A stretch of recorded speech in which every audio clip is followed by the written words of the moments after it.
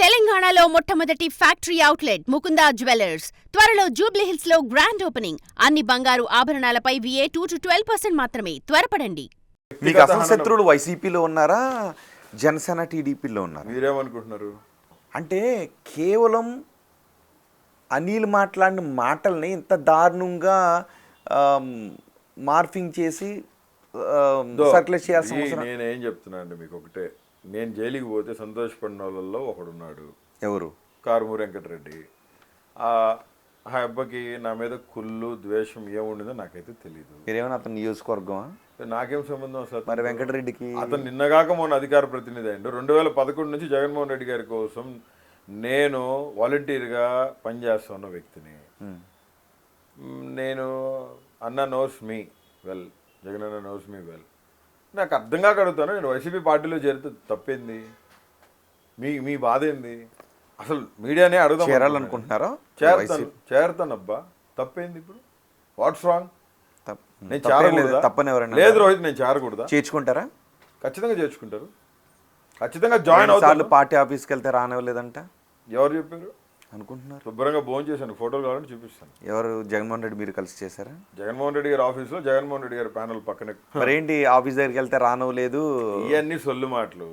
ఎవడో గిట్టనోడు ఏదో చూపించేసి ఏదో చేసేస్తే మరి అధికారంలో ఉన్న నాళ్ళు ఎందుకు మీరు రిపబ్లికన్ పార్టీలో ఉండి జగన్మోహన్ రెడ్డి పైన ప్రేమను చూపించి ఇప్పుడు దానికి రాజీనామా చేసి నేను వైసీపీలో చేరుతానని అంటున్నారు? రిపబ్లికన్ పార్టీలో ఉండి జగన్మోహన్ రెడ్డి గారికి వాలంటీర్గా పనిచేయకూడదని రాజ్యాంగం రాసిందా?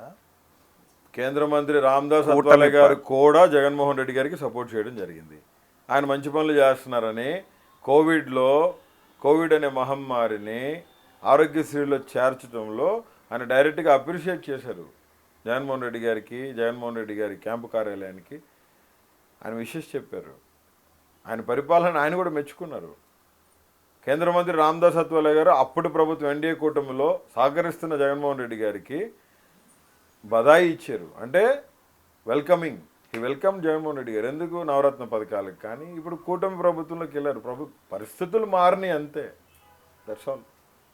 నేను రిపబ్లికన్ పార్టీలో ఉండి ఎక్కడుండి ఎక్కడ ఏమైనా చేయొచ్చు కదా. భారత రాజ్యాంగం ప్రతి ఒక్కరికి కల్పించింది, ఆ హక్కు కల్పించింది.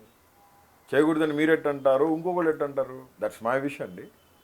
చేసిన దాన్ని క్వశ్చన్ చేస్తారు, మీరు ఆన్సర్ చెప్తే దానికి వాళ్ళకి కన్విన్స్ అయితే ఓకే, అది ఆమోదయోగ్యంగా ఉందా లేదా అనేది జనం అర్థం చేసుకుంటారు. విను, ఎవరో ఆమోదయోగ్యం పొంది అది అంటే మీరు ప్రజా జీవితంలో ఉన్నప్పుడు ఖచ్చితంగా ప్రజా జీవితంలో ఉన్నప్పుడు ప్రజానాయకుడు, ప్రజలు మెచ్చిన నాయకుడు కోసం పనిచేసేదానికి కాలర్ పట్టుకొని చెప్తాను. నేను ఇప్పటికీ చెప్తాను జగన్మోహన్ రెడ్డి ప్రియశిష్యుడు అని. ఎందుకు? ఆయన ఒక నాయకుడిగా నేను ఎంచుకున్నానబ్బా. ఆయన ఒక నాయకుడిగా ఎంచుకున్నాను. ఆయన పేద ప్రజల కోసం, ఒక నాయకుడిని ఇష్టపడటం అంటే ఇంకొక నాయకుల్ని కుటుంబాన్ని తిట్టడం కాదు కదా. అట్లా కాదు కదా. ఎవరు తిట్టినారు? ఏదో ఒకటి అరా మాట్లాడిన దానికి చెప్పాను కదా, రిగ్రెట్ మై సెల్ఫ్. ఓకే, నువ్వు పదే ఆ క్వశ్చన్లు అడిగితే రిగ్రెట్ అయ్యాను అని అన్నారు కాబట్టి ఓకే, జనం చూస్తున్నా. అంటే నేను ఒకటి చెప్తాను, అంటే నీకు నేను సమాధానం చెప్పాలని నేను నువ్వు వేసిన క్వశ్చన్ నేను సమాధానం చెప్పట్లా. నేను రిగ్రెట్ అయ్యానో లేదో రానున్న రోజుల్లో ప్రజలు చూస్తారు. అంటే నోట్లోంచి ఇంకొక బూతు మాట కూడా రాదా? నువ్వు చెప్తే నేను విననది. నువ్వు ఏదో ఏలు పెట్టి నాకు శాసించి చెప్తే నువ్వు నుంచి పాత నీళ్ళైతే నువ్వు బయటకు పోవు. చెప్తున్నా, మళ్ళీ చెప్తున్నా. మరి దాన్ని ఏమంటారు? చూపించలా, దాన్ని ఏమంటారు? This is not correct. దాన్ని ఏమంటారు? This is not correct. ఇది నువ్వు డైరెక్షన్. ఇది this is not a direction. హుకుం ఇది ఎప్పుడు చేయకూడదు, తప్పది. Don't do that. And I have very good respect on you. And one more thing, నేను చెప్తున్నా, ప్రామిసెస్ చెప్తున్నా, నీ టీవీలో చెప్తున్నా, రోహిత్కి చెప్తున్నా, రోహిత్ ద్వారా, రోహిత్ కెమెరా ద్వారా, బిగ్ టీవీ ద్వారా అందరికీ శిరస ఉంచి చెప్తున్నా, ఒక కొత్త అనిల్ని చూస్తారు, ఒక మంచి అనిల్ని చూస్తారు. ఆ వెరీ గుడ్ పార్లమెంటేరియన్ని మీరు చూడబోతున్నారు. I swear on God. పార్లమెంట్కి వెళ్ళాలనుకుంటున్నారా? ఎస్, నాకు ఇష్టం. ఎందుకంటే నేను 10 years కేంద్ర మంత్రి చేతుల్లో పనిచేసినాను. సార్ సెషన్స్కి పోయేవాళ్ళు, మేము కూడా పాసులు తీసుకుని పోయేవాళ్ళం లోపలికి. నేను, నా తోటి సహచరులు, తెలంగాణ సహోదరులు అందరూ, ఒక 2-3 పోయేవాళ్ళం. నాకు బాగా అనిపించేది. చాలా, అంటే దేశ రాజకీయాలు, చట్టసభ, ఒక పెద్ద చట్టసభ, ప్రధానమంత్రి అధ్యక్షతన స్పీకర్, ద మెంబర్స్. ఎప్పటి నుంచి అనిపించేది? లేదు రోహిత్, ఎన్ని ఇయర్స్ లేదు రోహిత్, ఒక 7-8 ఇయర్స్ నుంచి ఐఎమ్ ప్రేయింగ్ ఫర్ దాట్. నేను ఎప్పుడు బయటపడలే ఈ విషయంలో. ఎందుకంటే మీకు తెలుసు, రాజకీయంగా నేను ఏ లబ్ధి కోసం ఎప్పుడు పనిచేయాలా, ఆ పదవుల కోసం నువ్వు బయటకి చెప్పలేకపోయినా నీ మనసుకు తెలుసు, ఆల్ మీడియాకి తెలుసు. కానీ అనేవాడంటే నేను సెషన్స్కి వెళ్ళేవాడిని, చూసి సార్ని చూసేవాడిని కదా. Is Rajya Sabha member and is central minister, Modi క్యాబినెట్లో ఆయన ఒక సహాయ మంత్రి. నాకు అనిపించేది, ఎస్ ఇక్కడ కూర్చుంటే దేశాన్ని, మన ఆంధ్ర రాష్ట్రాన్ని దేశం లెవెల్లో మనం రిప్రజెంట్ చేయొచ్చు, ఏపీని మనం చూపించవచ్చు. Why don't I? If God will permit me, if God will allow me, దేవుడి చిత్తం అయితే ఖచ్చితంగా కూర్చుంటానేమో, దేవుడి దయ. That's all. నిజంగా మారిన అనిల్ అని జనం అనుకుంటే, జనం యొక్క ఆశీస్సులు ఉంటే మీరు ఖచ్చితంగా పార్లమెంటేరియన్ కావచ్చు, ఎమ్మెల్యే కావచ్చు. నేను ఒక్కసారే చెప్తాను, చెప్పిన మాట మీద నిలబడతాను, ఖచ్చితంగా చెప్తాను. సో మళ్ళీ అడుగుతున్నాను, మీ నోటి నుంచి వేసేస్తాను, చించేస్తాను లాంటి పరుష ఆ రోజు నీకు నేను మాట్లాడని నువ్వు తీసుకొచ్చి చూపించు, డేట్ నోట్ చేసుకో. రోజు నీకు ₹1 గిఫ్ట్ నేను ఇచ్చి నువ్వేం చేయమంటే చేస్తాను. ఓకేనా? Okay, satisfy. రికార్డ్ చేసుకో, రికార్డ్ చేసుకో, పెట్టుకో, దగ్గర పెట్టుకో. అనిల్ గారు, ఈ 245 రోజులు ఏం చేశారు జైల్లో? చేసేదానికి ఏం లేదు రోహిత్. తలుపు తాళం 3 నెలలు, సెల్ 3 months లాక్, అటొక వార్డరు ఇటొక వార్డరు. బయటికి రాలేదా? ఏంది వచ్చేది? చెప్పేది అదే రోహిత్. 2 కెమెరాలు ఉంటాయి, ఆ కెమెరాల్లో నుంచి నేను కాసేపు పొగులంతా నేను పైకి లేచి నుంచొని తిరుగుతూ ఉండాలి రూమ్లో. 15x15 రూమ్ అది. చంద్రబాబు నాయుడు గారిని ఏ బ్యారక్లు అయితే పెట్టారో కింద స్నేహాలో, దాని ఎదురుగానే 11F. 3 నెలలు తాళం తీలా, అటొక వార్డర్ ఇటొక వార్డర్ ఉండేవాళ్ళు, యమభట్టులాగా నుంచొని ఉండేవాళ్ళు వాళ్ళు. సార్ ఏం సార్ మీరంటే నుంచొని తిరగండి, పడుకునేదానికి కూడా లేదు కాసేపు. ఇది లోపలే పొద్దున్నే ఒక 10 నిమిషాలు తలుపు తీసేవాళ్ళు, లోపల అంతా క్లీన్ చేసి మళ్ళీ ఫుడ్ కూడా లోపలికే. 3 నెలలు. అయ్యో సూర్యోదయం అసలు ఏం లేదు స్వామి, చెప్పేదేంది నీకు. నర్రకం అంటే ఏంటో చూపించినారు.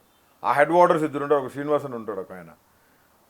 అసలు ఆయన అసలు అబ్బా, అసలు ఆయన ఓవర్ యాక్షన్ చూడలేము, ఆయన పరిస్థితి చూడలేము. ఆఫీసర్స్ వస్తానగానే అనిల్ లే బైక్లే చెల్లు కట్టుకొని వచ్చి, అసలు ఏంది బానిసలమా? జైల్ ప్రిజన్ రూల్స్ కొన్ని ఉంటాయి, దాని ప్రకారం లోపల మెడికేషన్ కానీ ఫుడ్ కానీ నిద్రపోయేదానికి కానీ వసతులు కల్పించాలా. అందుకే 200 మంది స్టాఫ్, దానికి ఒక సూపరింటెండెంట్, డిప్యూటీ సూపరింటెండెంట్లు, 4 జైలర్లు, ఒకడు ఎగ్జిక్యూటివ్ జైలర్, ఒకడు టవర్ జైలర్, ఒకడు ఫుడ్కి సంబంధించిన జైలర్, ఒకడు మెడికేట్కి సంబంధించిన జైలరు. ఏమీ లేవు. మేడం బ్యాక్ పెయిన్ ఉందండి, కొంచెం చెస్ట్ పెయిన్ వస్తుంది, గ్యాస్ ఫామ్ అయ్యి, ఏమని అడుగు, పారాసెటమాల్ ట్యాబ్లెట్, ఒక గ్యాస్ ట్యాబ్లెట్ ఇస్తారు.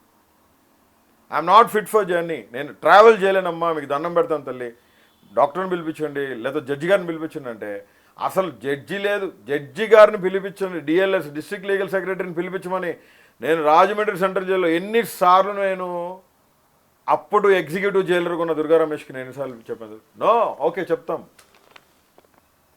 ఒకవేళ జడ్జి గారు కిందకు వచ్చినా పైన ఎవరు లేరు సార్ ఖాళీగా ఉందని చెప్పి జడ్జి గారిని అట్లాగే తీసుకెళ్ళిపోయిన పరిస్థితులు. ఒక్కసారి మాత్రం జడ్జి గారు పైకి చూడటానికి వచ్చారు. ఆ రోజు చెప్పాను, సార్ నా పరిస్థితి ఇట్లా ఉంది సార్, ఇట్లా ఉంది. ఆ రోజు కొంచెం చేంజెస్ అయినాయి. బయటికి రాకూడదు, నడచకూడదు, వాటరు నీసుకంపు కొట్టేది తెలుసా రోహిత్. అది ఒకలాంటి కుళ్ళిపోయి ఎలికి చచ్చిపోయిన కంపు కొట్టిన నీళ్లు తాగేవాళ్ళం.